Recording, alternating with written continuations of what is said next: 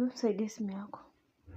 Simu kila mtu akona simu yake babe. Usitumie yako. Babe, nisaidie simu yako. Unataka kufanya nini? Babe, nisaidie simu yako niangalie time. Simu unatumia. Time usiangalie. Kuangalia tu time. Ni 10.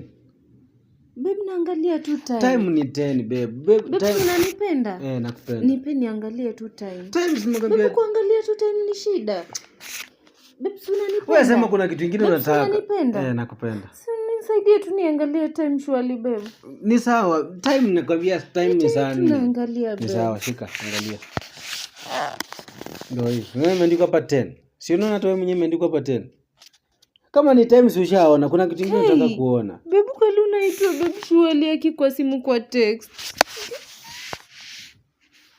Sasa wewe ulikuwa unataka kuona time. Umeona? Ndio shwali ucha tukiita na babe.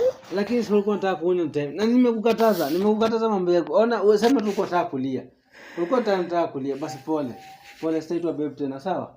Pole. Babe ni wewe peke yako, sawa? Pole. Ona. Nani kwa nimekukataza time? Unataka kuangalia time ama nikulie ulikuwa unataka kulia?